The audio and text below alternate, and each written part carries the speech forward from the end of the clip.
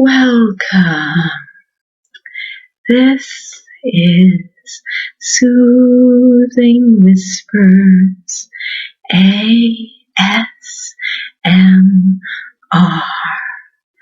As always, if there are any sounds or words you would like to hear me perform, please leave them below in the comments. Tonight, I thought we could enjoy a classic and much beloved fairy tale, The Frog Prince.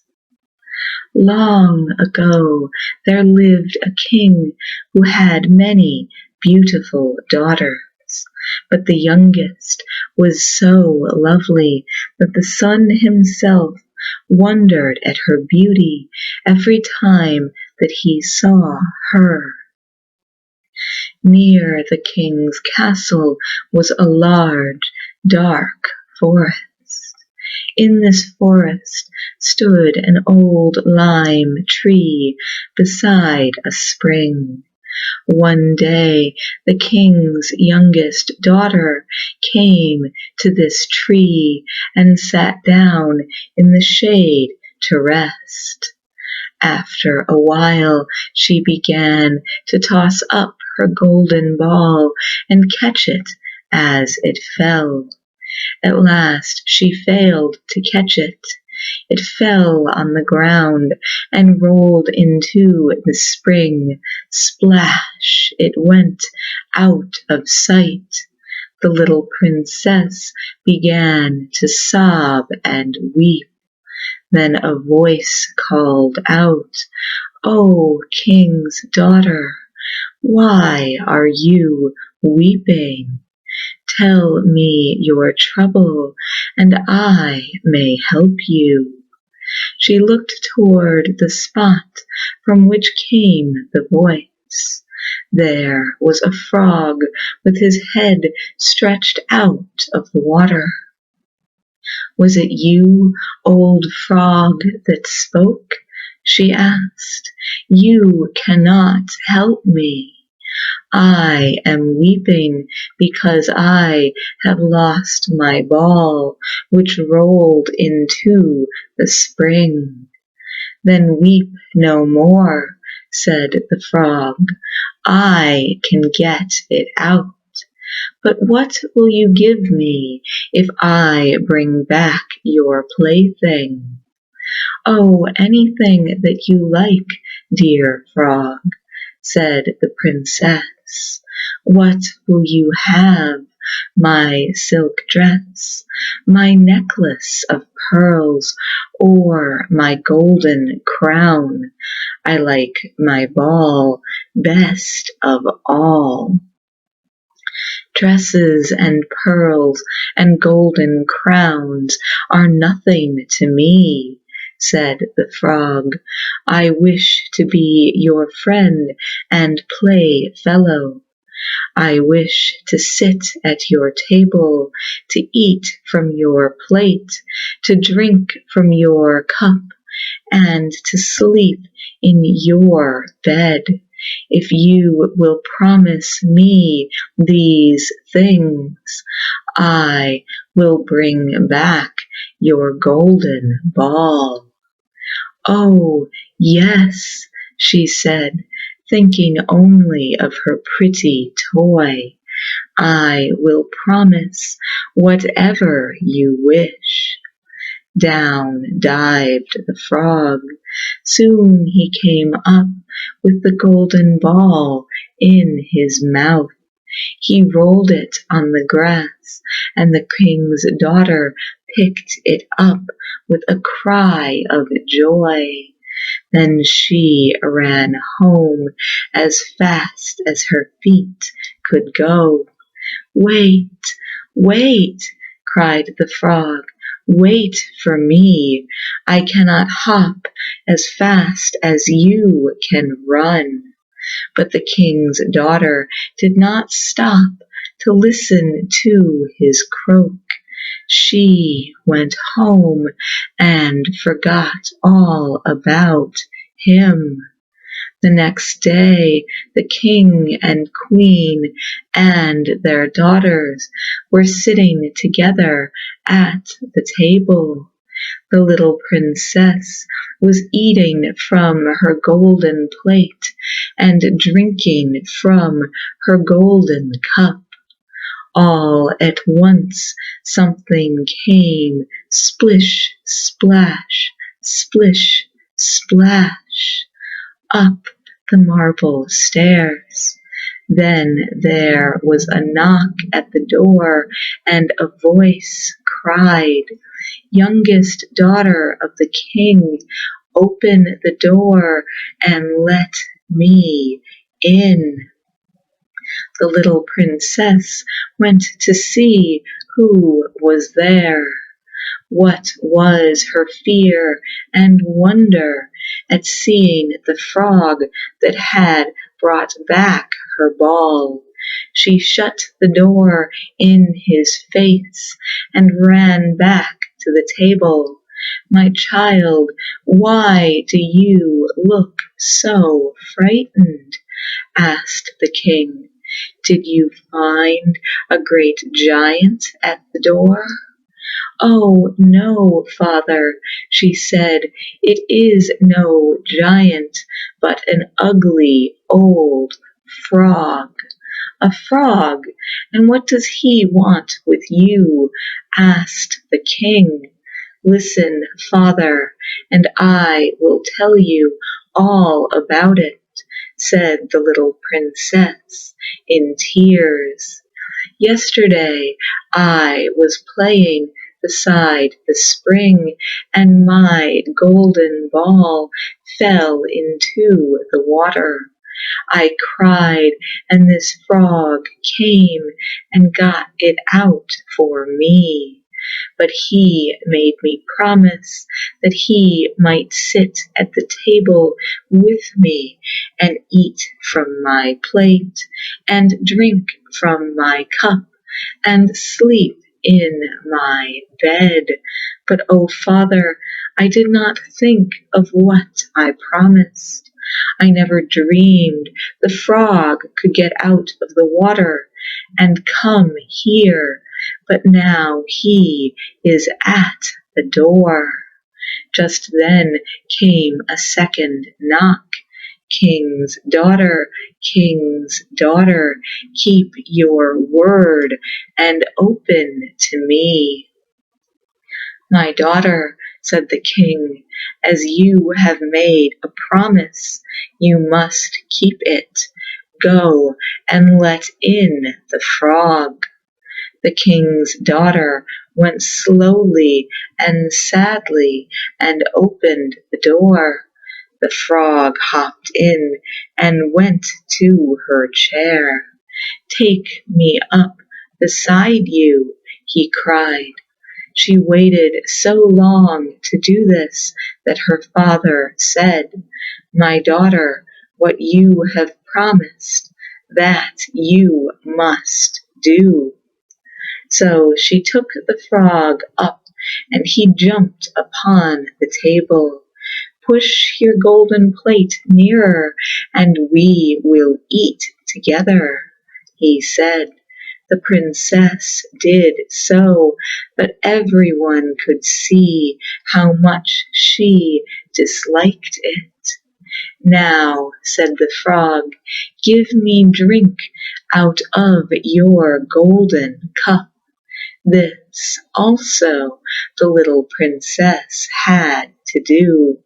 At last the frog said, "I have both eaten and drank all that I wish. Now I am tired. Carry me upstairs into your room. Make ready your bed, that I may sleep there as you promised." At these words the princess began to weep. She was afraid to touch the frog, and she did not wish him to sleep in her little bed. But her tears only made her father angry. He helped you when you were in trouble, the king said. Now you must keep your promise to him. Then the princess took the frog in 2 fingers and carried him to her room. She put him down in one corner, but he hopped to the bedside and said, I am very tired. Put me in your bed, or I will tell your father. This made the princess angry. She struck him, saying, Do be quiet, you ugly frog. Then tears of shame came into her eyes at her bad temper and her broken promise. And lo, there stood, instead of a frog, a young man richly dressed. Do not weep, little princess, he said.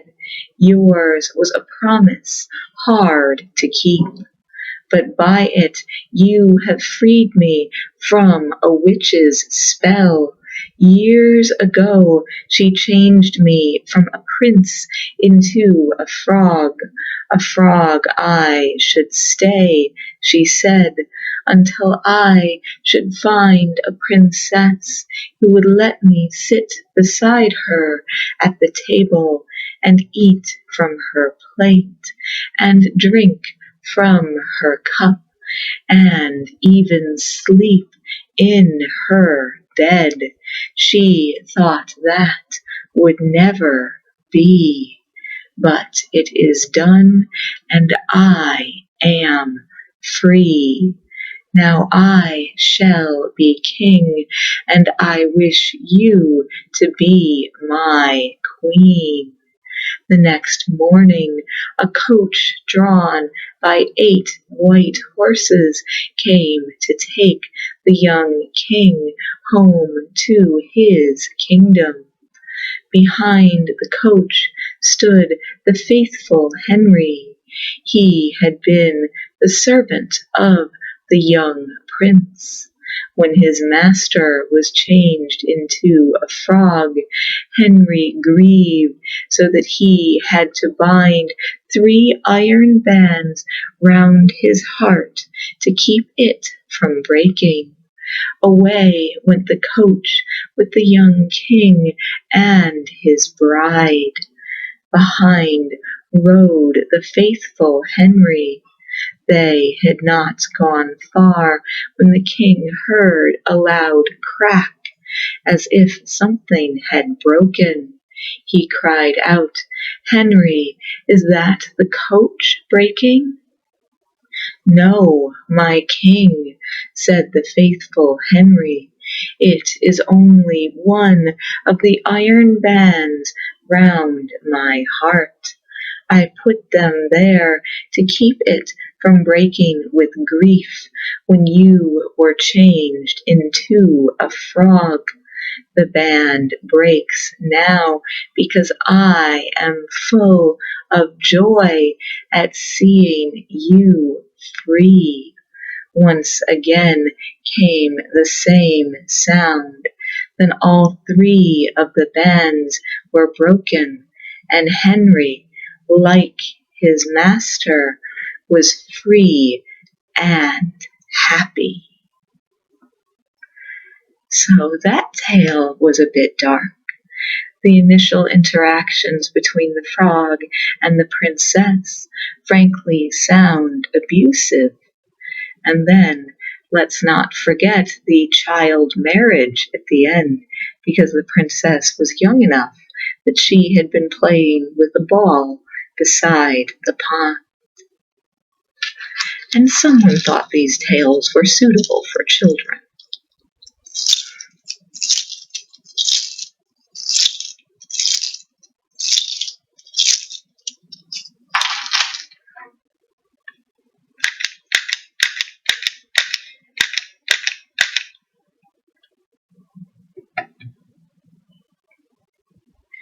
Next, we have The three little men in the woods.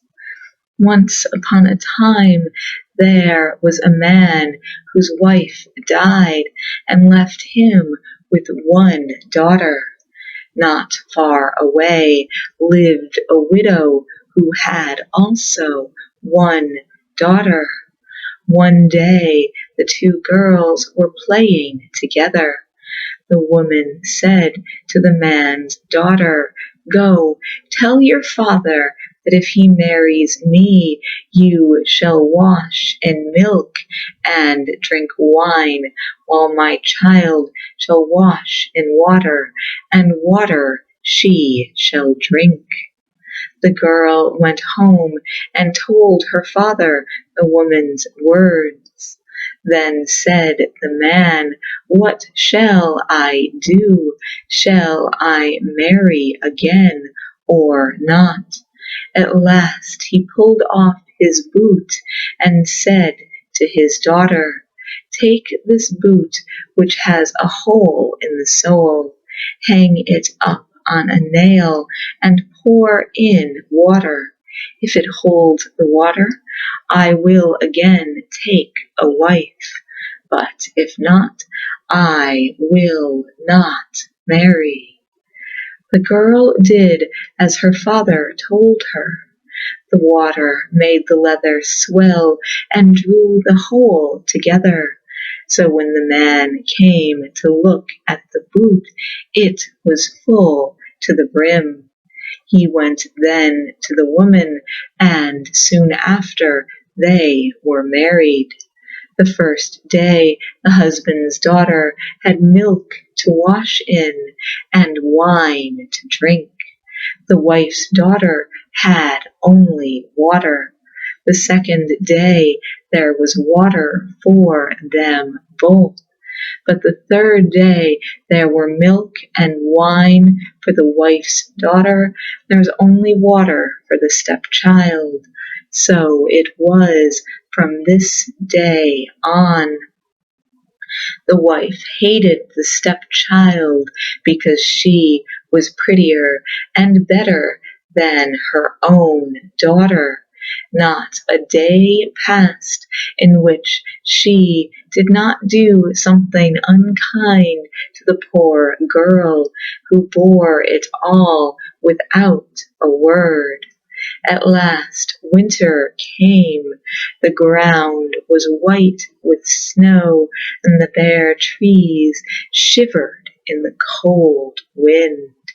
One bitter morning the woman called her stepchild and said, "Put on this muslin dress and go out in the woods. Take this basket and bring it back full of strawberries. Strawberries I wish, and strawberries I will have."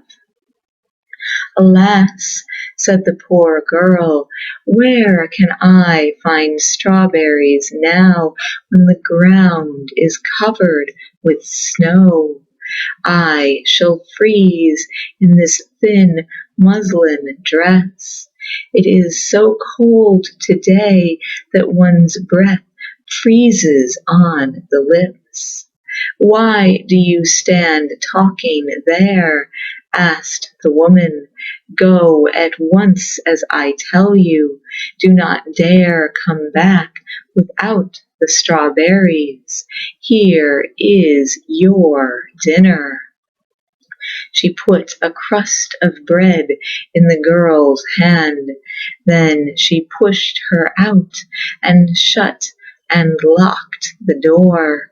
"She will freeze or die of hunger," thought the wicked woman. "Then I shall never be vexed by seeing her again." The girl stood a little while crying and shivering on the door step. Then she walked on down the road. As far as she could see, the ground was white with snow. I will go into the woods, she said to herself.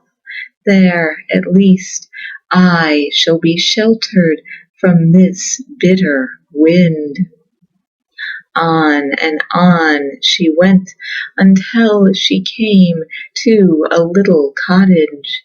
She knocked at the door, and a voice cried, "Come in." She opened the door and went into a room where there were 3 little men. "Good day," she said. "May I please sit beside your fire and warm myself while I eat my dinner?" They nodded their heads, so she sat down on a stool in the corner and took out her crust. Then one of the little men said, "Give us a piece of your bread." "Willingly," she answered. So she broke the bread in 2 and gave them the larger piece. After a while, one of them asked, "Why do you wear a muslin dress this bitter day?" "Ah," she answered, "my stepmother made me put it on. She sent me to fill this basket with strawberries and told me not to come home without them." The little men said no more until she finished eating her crust. Then one of them gave her a broom and said, "Sweep away the snow from our back door." Without a word, the girl took the broom and went out. "She is kind and sweet-tempered," said one. "What good fortune shall we give her?" "I promise," said the first, "that she shall grow more beautiful every day." "I promise," said the second, "that whenever she opens her mouth to speak, a gold piece shall fall out." "And I promise," said the third, "that she shall marry a king's son." While they talked, the maiden was busy sweeping at the back door. And what do you think she found there? Why, strawberries, ripe and red, hid under the snow. "They are for you," said the little men. She thanked them and filled her basket as quickly as she could.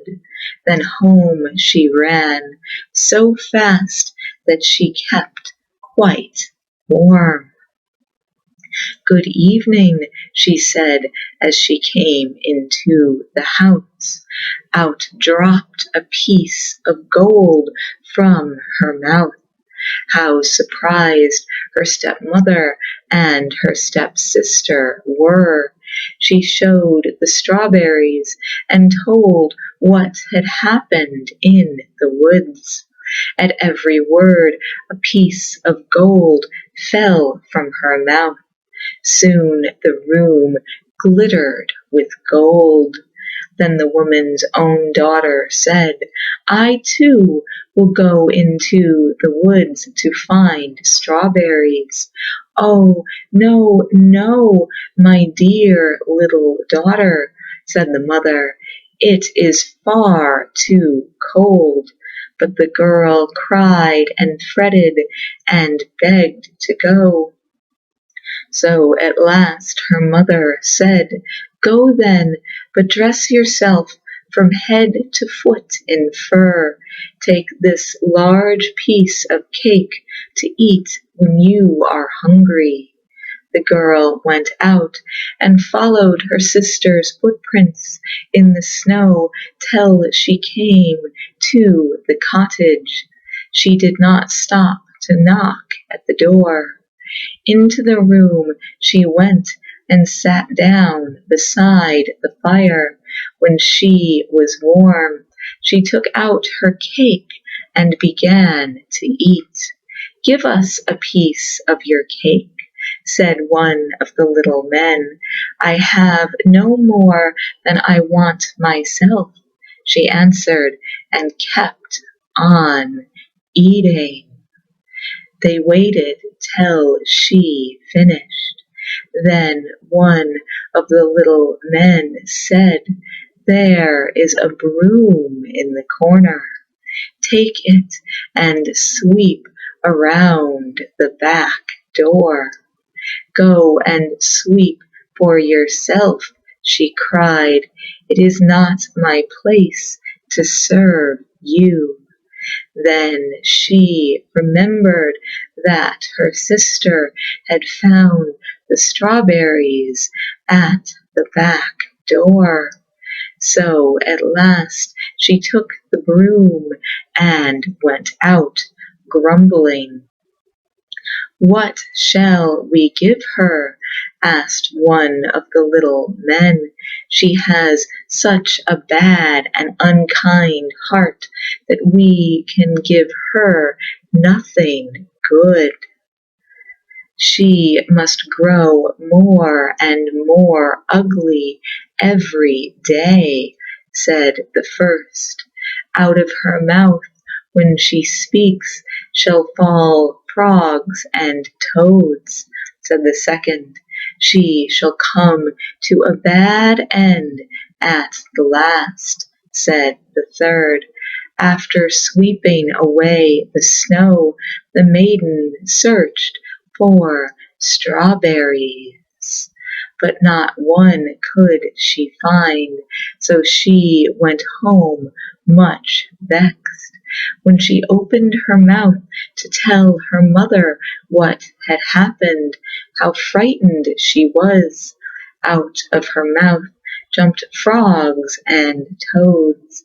So it was from that time on, and every day she grew uglier and uglier, and so cross and spiteful that no one could bear to be near her. At last she died, and no one shed a single tear. Meanwhile, her stepsister had a harder time than ever. Every day she had to sit outdoors in the snow and spin. One day, as she sat there with tears frozen on her cheeks like pearls, a coach came by. In it sat the young king with his crown on his head. When he saw the beautiful maiden, he stopped and said, "Why are you out in the cold, poor maiden, and what are you doing?" "My stepmother has driven me from the house," she said, "and sent me here to spin." At every word there fell gold pieces from her mouth. Then the king was full of wonder and said, "Will you go home with me?" "Oh yes," she said, "with all my heart. Come then, and I will make you my queen," said the king.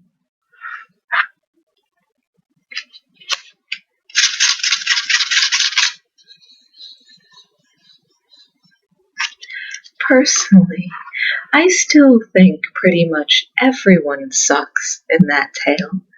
The father is terrible for not protecting his daughter. The stepmother is terrible for being cruel to her stepdaughter. And the stepsister just sounds mean and nasty. Again, these are the tales people used to read to their children, and some probably still do. With that, we have come to the end of our video. As always, I wish you a wonderful day and a wonderful night. Sweet dreams.